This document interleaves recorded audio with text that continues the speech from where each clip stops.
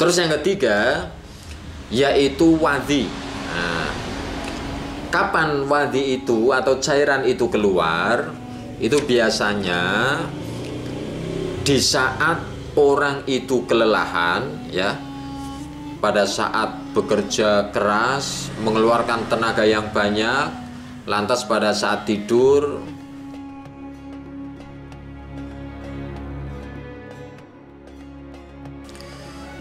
Assalamualaikum warahmatullahi wabarakatuh. Bismillah, innalhamdalillah, wassalatu wassalamu ala rasulillah wa ala alihi wa sahbihi wa mawalah, wa la hawla wa la quwata illa billah, amma ba'da.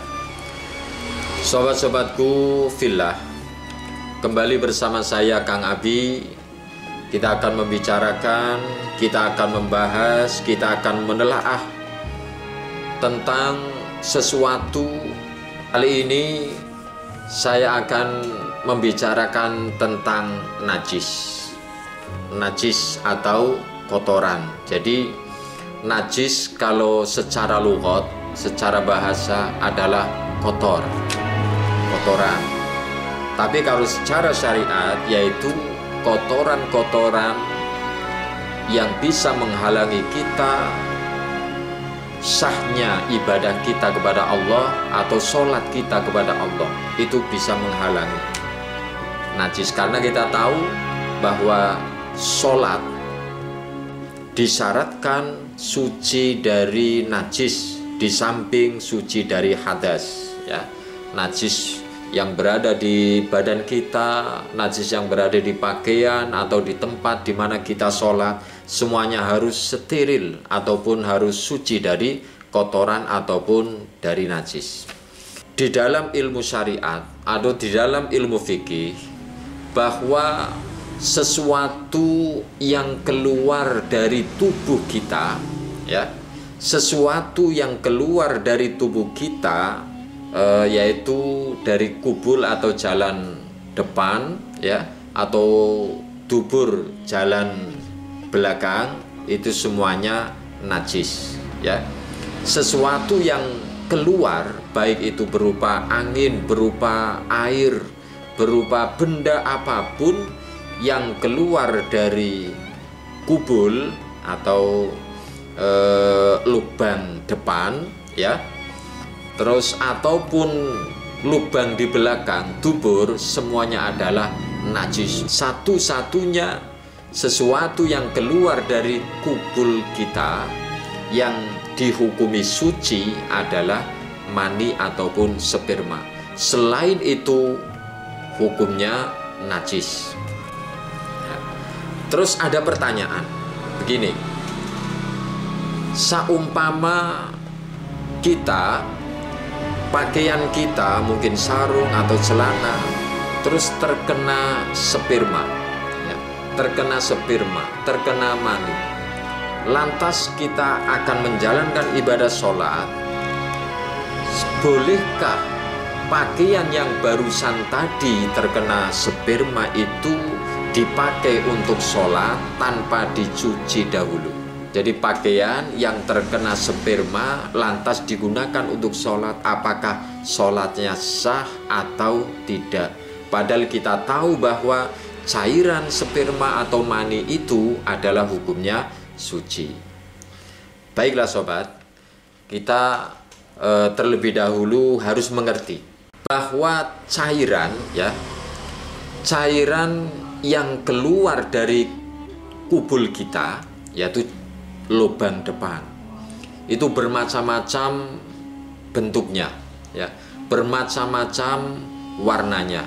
Selain air kencing, itu ada beberapa yang keluar dari kubul kita. Seperti tadi disampaikan, yang pertama adalah sperma, ya, yang pertama sperma, yang kedua adalah madhi, mani yang pertama, yang kedua madhi, dan yang ketiga wadhi. Itu cairan selain air kencing yang biasa keluar atau bisa keluar melalui jalan depan ataupun kubul kita, ya. Kita perlu tahu itu terlebih dahulu. Lah terus definisinya bagaimana? Kita terangkan satu persatu biar kita paham. Yang pertama adalah sperma. Kapan sperma itu keluar? Ya, sperma biasanya keluar itu bisyahwatin qawiyatin, yaitu keluar karena ada syahwat yang kuat. Ya, syahwat yang kuat, maka sperma itu keluar. Itu yang pertama. Jadi tanda-tanda keluarnya sperma itu pada saat syahwat yang kuat. Terus yang kedua, madhi, ya. Madhi. Kapan madhi itu keluar? Yaitu biasanya itu di bawah kekuatan syahwat sperma. Artinya pada saat syahwat belum terlalu kuat, ya, belum terlalu puncak, terus ada cairan yang keluar, ya, ada cairan yang keluar dari kubul kita, maka itu dinamakan madhi, ya. Bentuknya tidak seperti sperma atau lebih encer gitu, lebih cair. Kalau sperma lebih kental, terus madhi itu lebih cair sedikit. Nah, itu keluarnya biasanya itu bisyahwatin khafifah, yaitu syahwat yang belum terlalu kuat. Itu yang kedua. Terus yang ketiga yaitu wadhi. Nah, kapan wadhi itu atau cairan itu keluar?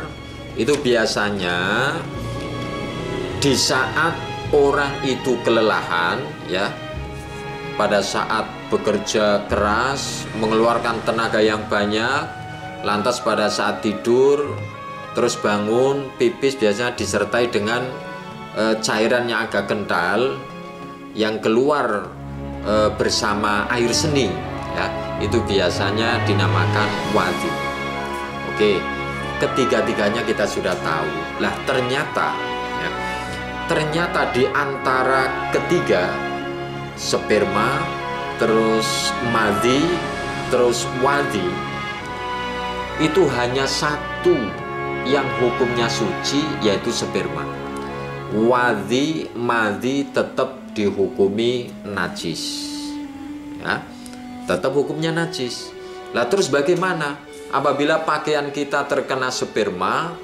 Itu hukumnya bagaimana? Loh, secara umum begini, pada saat keluarnya air sperma, ya, keluarnya sperma biasanya itu sebelumnya sudah keluar dulu madhi, ya, karena pada saat syahwat itu belum begitu kuat, keluar madhi. Terus pada saat syahwat yang kuat, maka keluar sperma. Artinya pada saat sperma keluar dengan jalan yang sama, tempat yang sama, sudah keluar cairan madhi, yang itu hukumnya najis. Maka bisa disimpulkan, apabila pakaian kita terkena sperma, maka sudah barang tentu secara umum bahwa sperma itu sudah tercampur atau terkontaminasi, terkena cairan madhi. Artinya berarti hukumnya sudah mutanajis, ya. Spermanya suci, tapi karena keluar dari jalan yang sama, sebelumnya sudah keluar madhi, maka spermanya menjadi mutanajis. Mutanajis itu barang suci yang terkena najis.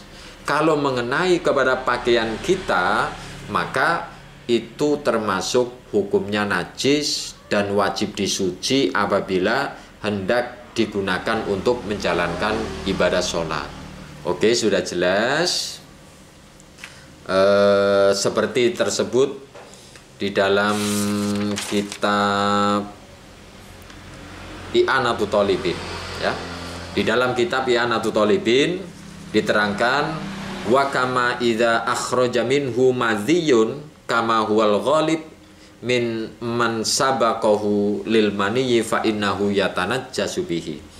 Jadi tetap karena sebelumnya didahului dengan keluarnya madhi, maka air sperma atau mani tersebut sudah tercampur menjadi mutanajis dan wajib dicuci apabila pakaian kita terkena. Demikian, mudah-mudahan bermanfaat. Wallahu a'lam bishawab. Wassalamualaikum warahmatullahi wabarakatuh.